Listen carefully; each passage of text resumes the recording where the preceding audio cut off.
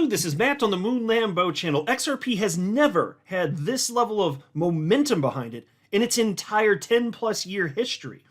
And I'm not talking just about the charts. You can talk about from a fundamental perspective, from the institutional side. And by the way, we're going to talk about just that right here, because for the 8th time in history, something just happened today, which fundamentally matters. Here's the headline from Crypto Briefing. Grayscale files for XRP ETF with New York Stock Exchange as institutional demand rises. And my friends, this is happening in the midst of a bull run. The party ain't over, certainly not for XRP.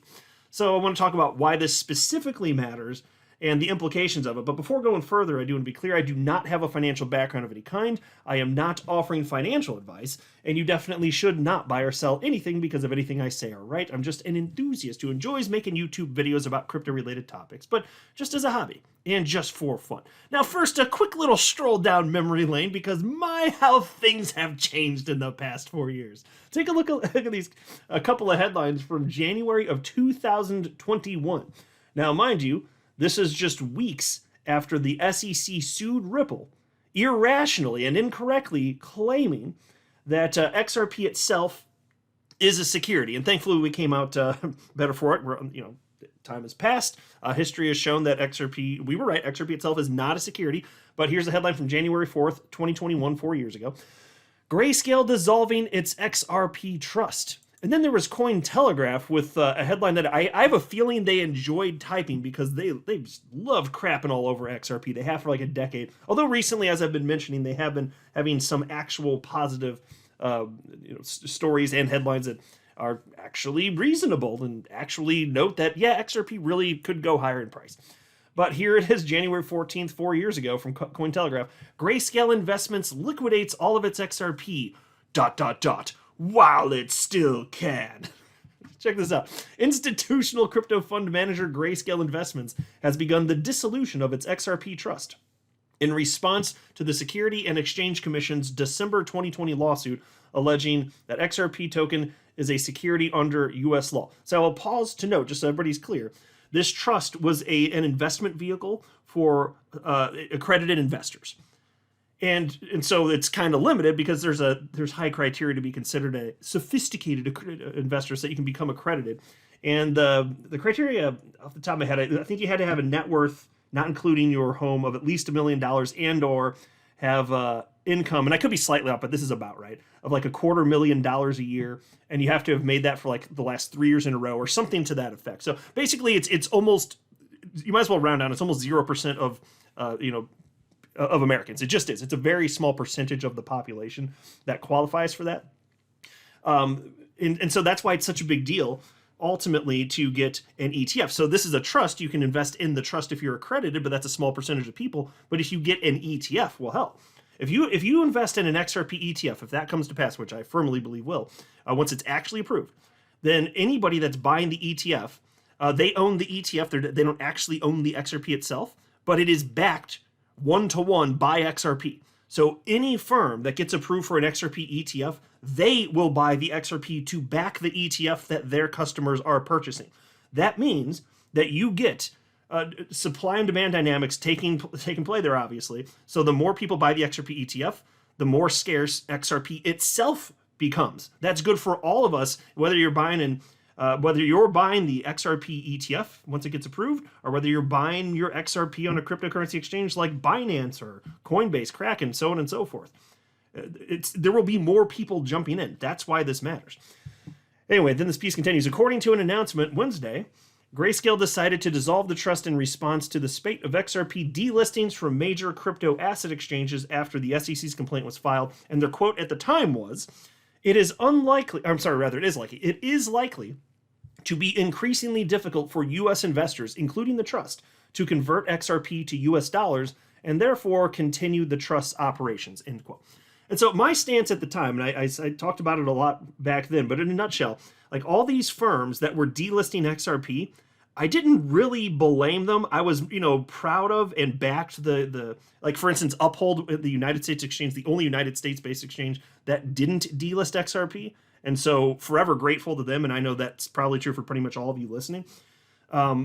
But I don't blame all the other exchanges that did delist. They didn't want to. It's just that, they've got a business to run, and then they're going to be under the legal crosshairs, this and that. And yes, I wish that they wouldn't have been as linguini spine. So, once time passed, did they eventually get it? They got it. Like, it wasn't the best move for them because they all got attacked anyway.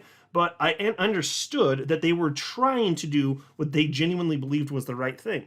And I think that's extra true for Grayscale here, because mind you, like, the XRP to back this XRP trust, that comes from exchanges. And so to protect their customers, if they're concerned that there might not be a way to buy or sell XRP, because mind you, like Grayscale, they're not like some sort of liquidity provider. Those are the exchanges. So if the exchanges are no longer offering XRP for sale, well, then the only thing you can do, like, you're tied there if you're Grayscale, you got to get rid of the trust. That was the only rational thing for them to do, frankly. But it came back. And I reported on this a few months ago. This was delightful to see. I don't know what took them so long, because XRP got legal clarity July 13th, 2023. Here, a year later, September 12th, 2024, you get this headline: Grayscale to launch US XRP trust, paving way for potential ETF. And I noted at the time that that is typically how this goes, and Grayscale has been very obvious and vocal about that for like the last decade or so. When they launch a trust, the ultimate goal is to have that converted into an ETF. That's the same approach they took with Bitcoin. They initially had their Bitcoin trust, and then they sought to have it converted to a Bitcoin ETF. The SEC said no. Grayscale sued the SEC. The SEC lost. Then the SEC begrudgingly approved it. That paved the way. And so anyway, that was always the whole thing. They start, get some traction with the trust, and then move forward. So I was like, well, that's what they're doing here with XRP, very obviously. And now you get the headline today, which I highlighted at the outset of the video: Grayscale files for XRP ETF with New York Stock Exchange as institutional demand rises.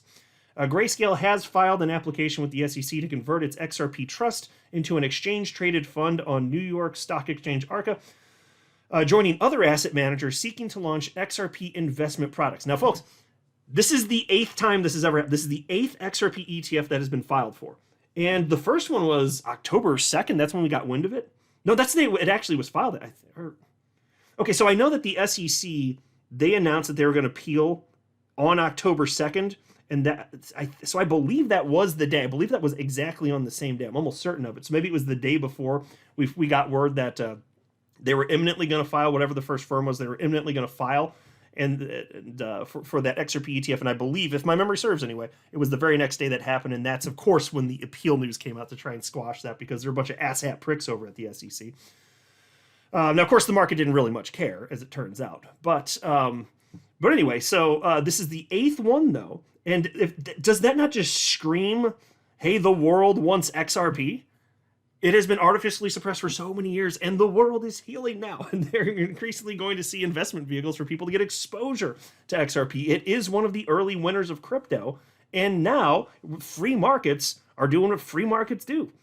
They're responding to the demand for this thing. If there weren't demand from customers, they wouldn't be seeking to launch all of these XRP ETFs. But people want the exposure. And over a span of years and decades, this is going to be highly consequential. Anyway, piece continues. According to the filing, the Grayscale XRP Trust currently manages approximately $16.1 million in assets and operates as a Delaware statutory trust. Grayscale argues that converting the trust into an exchange-traded product, ETP, would allow investors broader access to XRP while benefiting from the oversight of a national securities exchange. And I'll just note that an ETF is a type of ETP. Anyway, the trust is structured to track XRP's market price minus fees with assets held in custody by Coinbase Custody Trust Company.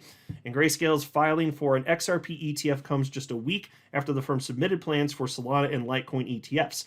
This filing is part of a larger wave of XRP ETF applications, that's for sure, with CoinShares and Bitwise also submitting proposals to the SEC. So how's that for a turnaround in 4 years? From Grayscale dissolving their XRP trust to Grayscale applying for an XRP ETF. And since we have the Trump administration, thank God he wanted, not Harris, because that happened, we have the first pro-crypto administration in history. Had that not happened, we'd spend the next several years fighting the SEC. Instead, all this is going to wind down, and you're going to have multiple XRP ETFs, and you're going to have a higher net worth because of it, investing in crypto broadly speaking. Now, of course, I don't know your specifics. Maybe you pick every single wrong coin, like a bunch of rugs and scams and memes and stuff. But, outside of that, my God, there's never been so much opportunity for regular people like you and me. It's really here. It's really happening. And so just to see this, after everything we've gone through as a community, it is more than just a little bit satisfying. I got to tell you. I'm not a financial advisor. You should not buy or sell anything because of anything I say or write. That would be a very, very, very bad idea. Until next time, to the moon, Lambo.